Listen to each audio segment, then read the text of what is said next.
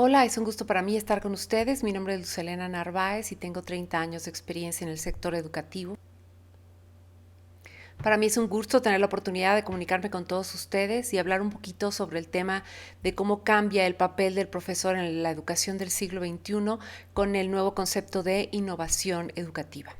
Y la verdad es que si observamos esta pequeña imagen que tenemos aquí de un pequeño episodio de los libros de Mafalda, eh, se expresa o se puede observar una maestra tradicional de la enseñanza de la lengua, donde nos enseñaban mi, ma, me, mima a través de sílabas. Y de repente Mafalda dice, la felicito, tiene usted una excelente mamá, pero por favor enséñeme cosas realmente importantes.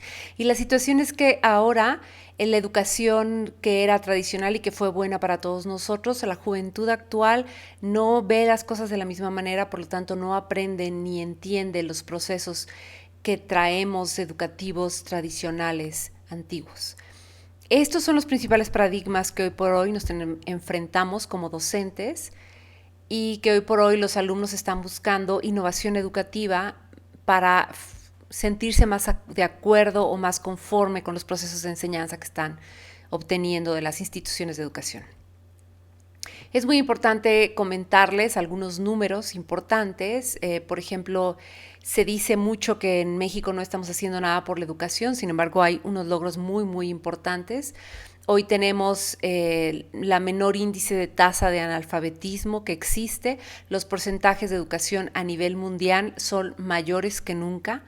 Este ha sido un gran impacto a nivel mundial porque se están disminuyendo los rezagos educativos. También tenemos actualmente más equidad de género y más diversidad cultural en las aulas, más aceptación de las diferencias. También tenemos logros tecnológicos nunca antes visto en las últimas décadas. La generación X o la generación que ahorita tiene una edad similar a la mía, no, nacimos y crecimos durante toda la educación básica sin computadoras y de repente en un corto periodo de tiempo se acercaron a nosotros o se nos presentó esta inmensa oportunidad de trabajar con computadoras y posteriormente con el sistema de la web, donde tenemos información asequible, instantánea, de todos lados del mundo. Estos logros tecnológicos han cambiado de manera impresionante los modelos educativos y los sistemas pedagógicos. Más y más en todo el mundo se han estado mejorando los sistemas educativos, enfrentándose a esta nueva realidad y adoptando y adaptando todas las nuevas tecnologías en los procesos educativos. Por otro lado, tenemos muchos retos.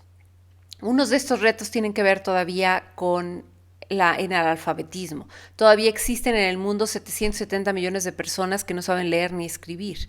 Si bien hemos logrado muchísimo para erradicar el analfabetismo, aún tenemos mucho trabajo por hacer. Además, México es el primer lugar en abandono escolar en la educación secundaria, según la OCDE. Y tenemos que disminuir estos criterios de abandono, porque si no, más y más y más vamos a tener estos jóvenes sin capacidades técnicas para poder realizar un trabajo. Y entonces empecemos a enfrentar nuevamente problemas de tejido social, violencia y cualquier tipo de problemáticas sociales que hoy podemos ver en todo México y que ha causado muchos estragos en la sociedad. El 93% de la población no tiene título profesional y cada día cuesta más la educación. Ahora hay mucho menos espacio en las universidades públicas y mucho más cara la universidad o la educación en instituciones privadas. Entonces, si bien muchos estudian y llegan a lo mejor casi a concluir estudios de preparatoria o algunos terminan la educación superior, no logran titularse. Entonces, cada vez nos cuesta más este tipo de procesos. Más del 70% de los países no cuenta con suficientes maestros para atender la demanda de la educación básica. En este sentido, México está dentro de estos indicadores, ya que muchas de las generaciones de educadores en México están ahorita en las fechas de jubilación. Y entonces es una cantidad muy grande de profesores en estos rangos de edad, por lo que para poder reponer este nivel de profesores, además de experiencia que ya tenían de los nuevos alumnos recién egresados de las escuelas normales o de las universidades pedagógicas, se van a requerir muchísimas personas para poder lograr cubrir estas demandas de jubilación en los próximos años. ¿Qué más retos tenemos en esta realidad actual? Que solo para la educación pública en el mundo, en 1975 gastábamos aproximadamente el 3.6% del Producto Interno Bruto. En el 2006 gastábamos un 4.6% del Producto Interno Bruto a nivel mundial. Y esta era en aquel momento la mejor forma para hacer las cosas. No teníamos las ventajas que tenemos hoy en cuanto a tecnología y acceso a la educación, pero en la actualidad los modelos tradicionales ya no son suficientes, no tanto por la ideología de las nuevas personas que estudian o de los nuevos jóvenes, sino también porque la población ha crecido en demasía y también la educación en aula tradicional no da la suficiencia en espacios públicos para que la educación se lleve a todas las personas. Aunado a esto, el porcentaje que ahora se destina del gasto del Producto Interno Bruto hacia la educación en México y en algunos otros países ha ido disminuyendo. Hay tantas situaciones de problemática de tejido social que hay que estar cubriendo, seguridad social, salud, que se ha ido reduciendo el porcentaje que se gastaba de Producto Interno Bruto para la educación. Otro reto actual que nos lleva de la mano para poder o para obligarnos a hacer innovación en la educación es que en la actualidad los jóvenes recién egresados no permanecen en un empleo por muchos años, como en las antiguas generaciones. Todavía ustedes podemos ver que ahorita las personas que se están jubilando es porque estuvieron 30 o 40 o 25 años en una misma empresa o en un mismo empleo y a lo largo de la vida han acumulado pues sus bonos sociales para poder jubilarse en la edad de los 60, 65 años. Sin embargo, en la actualidad, los egresos o los jóvenes recién egresados que ya se están colocando en empresas, la mayor parte de ellos cambian de posiciones en la empresa o incluso cambian de tipos de trabajos a diferentes realidades, diferentes a lo que estudiaron. Si bien yo puede ser que estudié contabilidad, dentro de 5 años estoy administrando una compañía y a lo mejor dentro de 3, 10 años estoy dando clases. Entonces, en promedio, las personas actuales cambian hasta 14 veces de empleo. Y de estas veces que se cambia, 6 veces de ellas están tratándose o están reinventando su desarrollo profesional, puesto que ahora les obliga no utilizar solamente el conocimiento que vieron en la universidad, sino las nuevas tendencias. Y entonces hay mucha gente ha tenido que estudiar profesiones diferentes o nuevas carreras o diplomados para especializarse en cosas que originalmente no estaban en su carrera de origen o donde estudiaron inicialmente. Esto nos obliga a una continua actualización del capital humano actual y futuro. Y por eso ahora la educación es mucho más dinámica y lo que ahora se pretende es educar al joven para los nuevos retos del futuro y no para los retos anteriores que se tenían, porque ya no son una realidad y día a día están surgiendo nuevos retos que aún no consideramos. Por lo tanto, el principal reto de la educación del siglo XXI es preparar estudiantes para trabajos que aún no existen, con tecnologías que aún no existen y para problemas que aún no existen, que no conocemos. Si bien esta frase la dijeron ya hace varios años Carl Fish y Scott McCloud, sigue siendo real, sigue siendo tangible el hecho de que todos los días hay un modelo innovador en todos sentidos, en el servicio, en la academia, en el trabajo, en las compras. Y entonces los nuevos egresados tienen que estar adecuándose a todos estos cambios tan rápidos y tan veloces que se están dando en la actualidad. Ahora bien, los modelos actuales, y me refiero de modelos actuales a estos modelos tradicionales en aula, donde se requiere una infraestructura muy impresionante para poder las talleres, laboratorios, manejo de equipamientos, insumos, para poder dar clases universitarias o educación en general, bajo los modelos establecidos están siendo muy caros y están siendo rebasados. No solamente estamos rebasando los espacios físicos, que ya no hay oportunidad de un espacio más para un alumno en aula, sino también que se están rebasando los costos de la educación. Cada vez es más costoso mantener una máquina, por ejemplo, de control numérico para enseñar procesos de manufactura en las universidades. No nos podemos dar el lujo de actualizar las máquinas de control numérico cada 2 o 3 años cuando la tecnología cambia.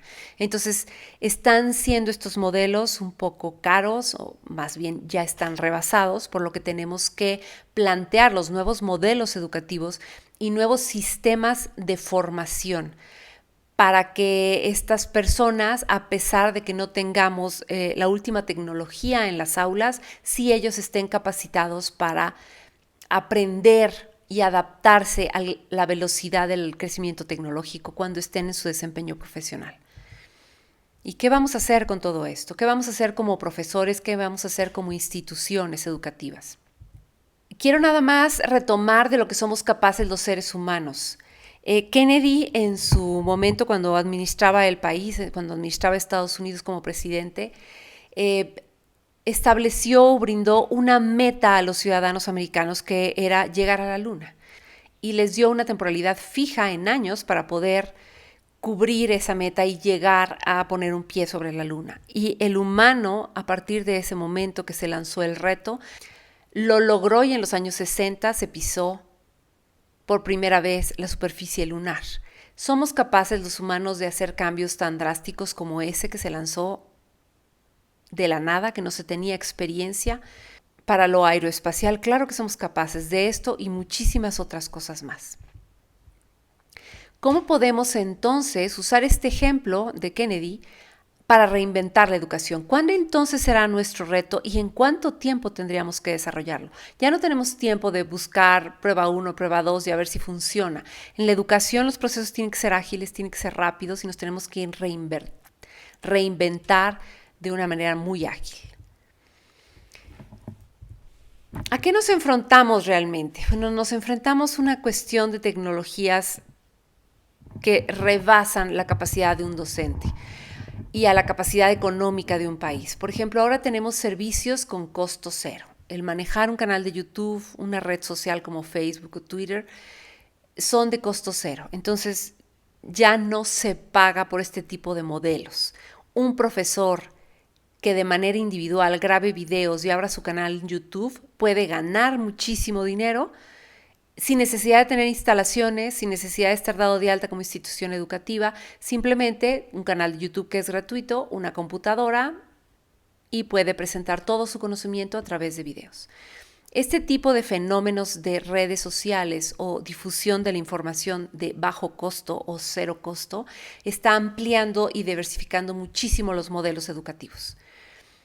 ¿Qué otra cosa nos enfrentamos? Bueno, nos enfrentamos a este tipo de empresas gigantescas que han crecido en los últimos años de manera interesantísima, pero además muy rápida, donde trabajan modelos de negocios ágiles, económicos en su manejo, pero de gran impacto mundial. Como por ejemplo, tenemos a Uber, que es la compañía de taxis más grande del mundo, pero no es dueña de ni un solo vehículo.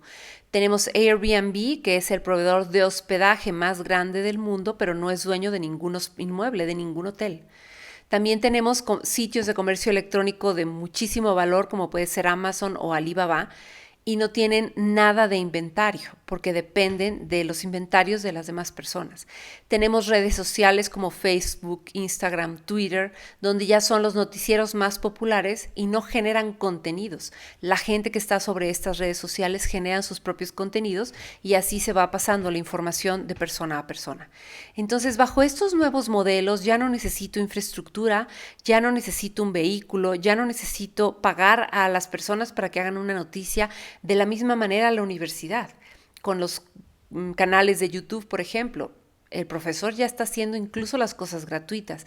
Que en su momento él, por usuarios, pueda tener una ventaja económica es una situación que nos abre muchísimo el mundo a los profesores, pero También viene a impactar negativamente a las instituciones de educación, porque si ya tienen profesores de ese nivel y muy buenos profesores gratuitos en línea, ¿qué esperan entonces los alumnos que pagan una institución de educación privada o pública de los profesores que están en esta institución? Algo igual o incluso mejor de lo que ya tienen de manera gratuita.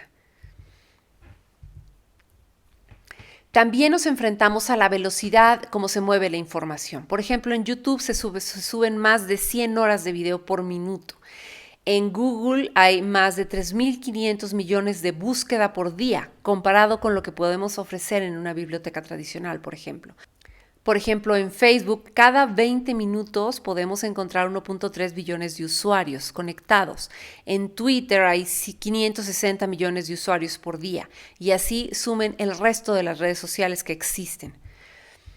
También nos enfrentamos en la educación a estos modelos educativos ya más ordenados, más consolidados, que se trabajan a través de plataformas en línea o plataformas educativas, que en inglés los conocemos como Learning Management Systems, como puede ser la plataforma de Coursera, de Myriada, edX, la plataforma de Khan Academy para educación básica y media, Udemy, UNX, Aprendemia, hay nacionales e internacionales, hay una cantidad de cursos disponibles, la mayoría de ellos de acceso gratuito, algunos de acceso con paga. Sin embargo, ya en estas plataformas podemos encontrar cursos de Oxford, MIT, Harvard, la UNAM, el TEC de Monterrey, las principales universidades de todo el mundo ya ofrecen cursos gratuitos o pagados en este tipo de plataformas. Y la demanda de los usuarios para ingresar a estos cursos es altísima. Podemos ahora ingresar a uno de estos cursos y estar acompañados con estudiantes de todo el mundo y aproximadamente 1,000 o 1,200 en cada curso. La riqueza en el aprendizaje con grupos tan heterogéneos dentro del mismo curso hace que uno aprenda no solo de la clase, sino también de los compañeros con los que tenemos convivencia en este tipo de cursos.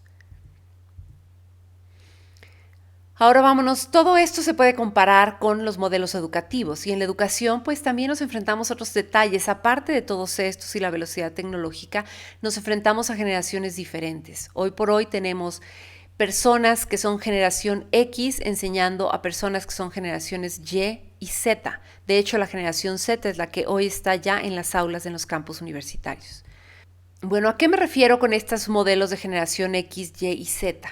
Solo para recordarles, porque probablemente sea una información que todos ustedes ya conocen, pero podemos hablar de que la generación Baby Boomers es aquella generación de personas que nacieron entre 1946 y 1964. Se les llama hijos de la Segunda Guerra Mundial, son posteriores a la Segunda Guerra Mundial. Y estos Baby Boomers se puede decir que son una de las generaciones más beneficiadas que existen, porque nacen después de una guerra, el desarrollo económico posterior a la Segunda Guerra Mundial y el desarrollo tecnológico es muy veloz, muy rápido y muy factible que todas las generaciones o los jóvenes de esas generaciones tengan oportunidades de trabajo, más oportunidades de educación. Y estos baby boomers que a la fecha todavía siguen y viven actualmente son los que vieron el mayor cambio tecnológico de todas las generaciones. Después de los baby boomers, que ya son los padres de la generación X, la generación X son la juventud de los años 80, aquellos que nacen entre 1965 y aproximadamente hasta 1979. En esta generación estamos hablando ya de una generación más abierta, con ideas más progresistas, con ganas de demostrar quiénes son y cómo son, tratando de luchar por sus propias creencias. Todavía es una generación que nace sin altos niveles de tecnología, pero es una generación que hoy por hoy es la fuerza productora del país, que hoy están en los puestos más altos económicamente viables del país, porque es la generación que ahorita está, digamos, controlando los procesos empresariales del mundo. Y esta juventud también tuvo muchas posibilidades de desarrollo profesional. Pero esta generación nace con esa idea de estudia para que consigas un buen trabajo y puedas destacar a ser alguien. Sin embargo, esta juventud ya no es hoy una juventud, ahorita ya son los adultos de las generaciones actuales. Las nuevas juventudes vienen en la generación X y en la generación Z. Estas dos generaciones ya se les considera generaciones como nativo digitales. ¿Qué podemos hablar de la generación Y? Para la generación Y, lo más importante es la vida y la comunicación. A esta generación ya nace con estos sistemas de comunicación mucho más abiertos, ya nace con las oportunidades de a corta edad de tener teléfono, de tener computadora y de tener sistemas de internet. Por lo tanto, estos jóvenes, para ellos lo más importante es comunicarse entre ellos y vivir la vida de una manera simple, menos complicada que como la vivió la generación X y menos estructurada. Si bien las primeras generaciones Y todavía tienen o pudieron tener la conciencia de estudia para que consigas un buen trabajo, las últimas generaciones o los últimos agentes nacidas dentro de la generación Y ya no están buscando un trabajo formal, ya les gusta aprender de diferentes cosas y brincar de un tema a otro y aprender varias cosas a la vez. Estas generaciones son completamente diferentes, pero tienen un amplio potencial para el aprendizaje y a través de diferentes medios. Además, ahora tenemos y nos estamos enfrentando a la generación Z. La generación Z es la que hoy está llegando a las aulas universitarias, pero que ya tiene varios años en la educación básica y en la educación media. Y la generación Z ya es esta generación que nació y creció y vive a través de una pantalla. Estos chicos, la comunicación social entre actores de manera presencial es importante, pero no lo es tanto. Estos chicos buscan una comunicación más ágil, una velocidad en la comunicación y que les expresen la información de manera concreta, simple y accesible. Porque así lo aprenden, así aprendieron a través de juegos de video, así lo ven a través de redes de YouTube, videos cortos, información corta, si no me gusta le sigo y encuentro de todos los posibles candidatos que me pueden explicar el tema, el que más me guste. Entonces esta generación ya lleva su vida a través de una pantalla. Ahora entonces nos enfrentamos a unas nuevas necesidades del entorno laboral. Si bien las necesidades de transformación de procesos y de productos siguen siendo la misma, seguimos necesitando vehículos, aeronaves, mesas, sillas, mobiliario, detergentes, jabones, ese tipo de procesos productivos siguen existiendo. Hoy por hoy las empresas también están cambiando sus modelos de negocio y sus modelos de trabajo. Cuando las empresas se enfrentan a los nuevos jóvenes de generación Y y generación Z y se dan cuenta que no tienen la misma estructura de trabajo formal que se tenían en la generación X, también tienen que migrar a nuevos modelos de trabajo. Pero además la tecnología en los procesos productivos se ha desarrollado tanto que los antiguos modelos de producción no son los mismos que los modelos de producción actuales. Entonces, la industria y el sector productivo, digamos, está buscando nuevos características de desempeño de los egresados actuales. Hoy buscan que el egresado tenga pensamiento crítico, que resuelva problemas de manera más ágil, que pueda colaborar con todos, que sea muy creativo, que pueda inventar soluciones rápidas, que pueda adaptarse rápidamente y que aprenda rápidamente, porque como la tecnología está creciendo muy rápido, la persona tiene que adaptarse rápidamente a los cambios tecnológicos. Que sean buenas personas y que sean éticos y ciudadanos. Hoy por hoy más cada vez está de importancia la responsabilidad social. Que sean honestos, que sean responsables, que sean humildes, que se puedan comportar adecuadamente. Quieren que sean perseverantes, que tengan mucha resiliencia, que aguanten los golpes, que sean líderes y que además generen sus propias empresas o sus propios negocios, ya sean dentro de la misma empresa o de manera personal. Este perfil egresado que requiere el siglo XXI ha llevado a que el docente actual sea multifacético. Tiene que ser abierto, tiene que ser muy brillante, muy inteligente, muy entusiasta, comunicativo, que domine muchísimas tecnologías, pero también domine muchísimos temas, que sea experto en algunas áreas, que colabore, que se lleve bien con los alumnos, que esté bien conectado por redes sociales, en fin. Hay tantas cosas que el docente del día de hoy tiene que conocer, saber y manejar para poder expresar todo su conocimiento a las nuevas generaciones, que ha sido cada vez más complicado para las instituciones de educación lograr controlar y subir el perfil de sus docentes para llegar a cubrir con todas estas necesidades. Anteriormente, como lo dice esta imagen, pues usábamos la cabeza, no había más que la cabeza, una hoja de papel, una pluma y ya más moderno y con gente con presupuesto teníamos una máquina de escribir.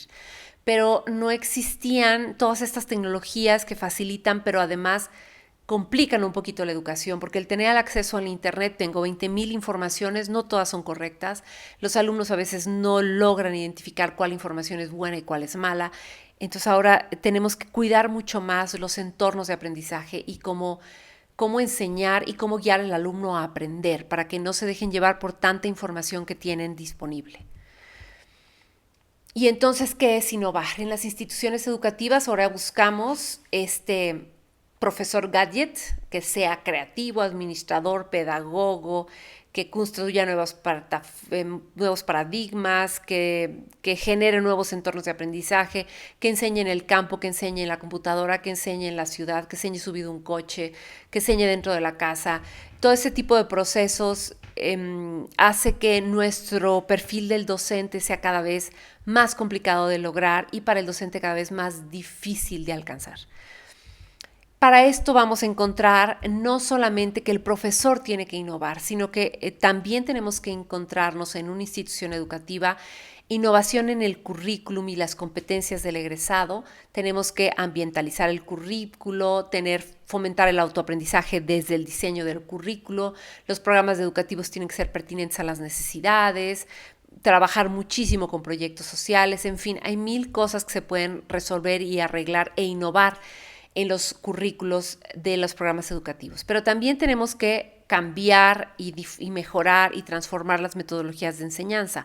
Hoy podemos hablar de aula invertida, métodos ABN, enseñanza en línea, enseñanza por proyectos, por retos, educación disruptiva y en fin, hay ahora para la innovación educativa una cantidad de metodologías de enseñanza tan amplia que es también a veces un poquito complejo a dominar todas las metodologías. Sin embargo, una institución educativa tendría que estar observando cuáles de estas nuevas metodologías son más aplicables para su entorno y diseñar modelos educativos que vayan bajo esta nueva tendencia de aprendizaje e innovación. A la par tenemos que innovar en herramientas de enseñanza. Si bien definimos que sea en línea o que sea aula invertida, pues también tenemos que meter técnicas y herramientas digitales que puedan apoyar a mis clases. Aprendizaje combinado, tecnologías, aprendizaje con tabletas, uso de aplicaciones educativas, bibliotecas digitales, manejo de robótica en el aula, simulación con 3D, realidad virtual, realidad aumentada, 1000 cosas de este tipo. Y tenemos ahora entonces también que innovar en la escuela digital. Ya no nada más podemos implementar todas estas áreas dentro de un salón de clase para tratar de disminuir lo tradicional del aula, sino que ahora también nos tenemos que meter como escuelas digitales.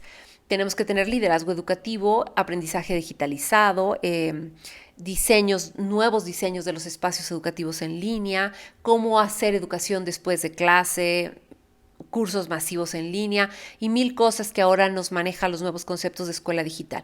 Que si bien antes no poníamos mucha atención, ahora con la pandemia del COVID nos hemos dado cuenta de todas las áreas de oportunidad que tenemos como profesores y como instituciones educativas. Entonces las escuelas digitales vienen ahora a ser una nueva tendencia que nace a partir de este año como una urgencia. Si bien ya existían y muchas instituciones ya están a la vanguardia en este tema, hay muchas instituciones que lo habían dejado relegado. Es importante ahora entonces retomarlo y actuar en consecuencia de las nuevas necesidades.